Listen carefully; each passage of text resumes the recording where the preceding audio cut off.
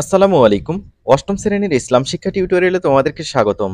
এই ভিডিওতে আমরা ইবাদত অধ্যায়ের জাকাত সম্পর্কিত একটি দলীয় কাজ আলোচনা করব।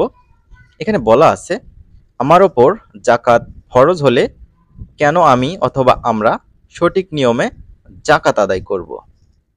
উল্লিখিত শিরোনামের আলোকে তুমি অথবা তোমরা কেন জাকাত প্রদান করবে, ফরজ হলে এ সম্পর্কে তোমার নিজস্ব ভাবনা লিখে উপস্থাপন করো। তো শিক্ষার্থীরা, আমরা পূর্বের ভিডিওগুলো অলরেডি পূর্বের কাজগুলো সলভ করেছি। তোমরা দেখে নিতে চাইলে দেখে নিতে পারো। ভিডিও নিচে ডেসক্রিপশন বক্সে প্লেলিস্টের লিঙ্ক দেওয়া রয়েছে। আর কার কি ধরনের ভিডিও প্রয়োজন অবশ্যই তোমরা কমেন্ট করে জানাবা। চলো এটির উত্তর দেখে ফেলি। তো শিক্ষার্থীরা, তোমরা চ্যানেলে নতুন হয়ে থাকলে চ্যানেলটি সাবস্ক্রাইব করবে, যাতে পরবর্তীতে ভিডিও আপলোড করলে তোমাদের ফোনে নোটিফিকেশন যায়। দেখো, টাইটেলটা আমরা লিখে নিয়েছি, আমার ওপর জাকাত ফরজ হলে কেন আমি অথবা আমরা সঠিক নিয়মে জাকাত আদায় করব। আমার উপর জাকাত ফরজ হলে আমি সঠিক নিয়মে জাকাত প্রদান করব, কেননা জাকাত প্রদান করা ইসলামের অন্যতম একটি স্তম্ভ। জাকাতের মাধ্যমে আল্লাহ সম্পদে বরকত দান করে এবং আখিরাতে অফুরন্ত কল্যাণ প্রদান করেন। আল্লাহ তাআলা বলেন, হে বনি আদম, আমার পথে খরচ করতে থাকো, আমি আমার অফুরন্ত ভান্ডার থেকে তোমাদের দিতে থাকব। বুখারী ও মুসলিম। জাকাত প্রদানকারীর জন্য যেমন পুরস্কার রয়েছে, তেমনি জাকাত প্রদানে যারা কৃপণতা করে তাদের জন্য শাস্তির দুঃসংবাদ প্রদান করা হয়েছে।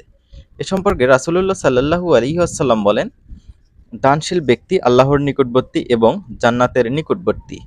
যারা আল্লাহর বান্দাদের থেকে দূরে এবং জাহান্নামের সন্নিকটে। আল্লাহ তাআলা বলেন, আর যারা সোনা রূপা পুঞ্জীভূত করে রাখে এবং তা আল্লাহর পথে ব্যয় করে না, তাদেরকে ভয়ানক শাস্তির সংবাদ দিন। এখানে শাস্তি হবে, শাস্তির সংবাদ দিন। সেদিন জাহান্নামের আগুনে তা গরম করা হবে এবং তা দিয়ে কপালে, পাঁজরে এবং পিঠে দাগ দেওয়া হবে এবং তাদের বলা হবে, এগুলোই সে সমস্ত সোনা রূপা যা তোমরা জমা করতে, কাজেই তোমরা যা জমা করেছিলে তার স্বাদ ভোগ করো। সূরা তাওবা আয়াত 34 থেকে 35। উপরের বর্ণনা থেকে বলা যায়, দুনিয়া ও আখিরাতের সম্পদ বৃদ্ধি ও আখিরাতে জান্নাত লাভের আশায় আমার ওপর জাকাত ফরজ হলে আমি সঠিক নিয়মে তা আদায় করব। আশা করি তোমরা বুঝতে পেরেছো এটা কিভাবে সলভ করতে হবে। আমরা পরবর্তীতে যে কাজগুলো রয়েছে সেগুলো নিয়ে আলোচনা করব। শিক্ষার্থীরা ভালো থাকবে। আল্লাহ হাফেজ।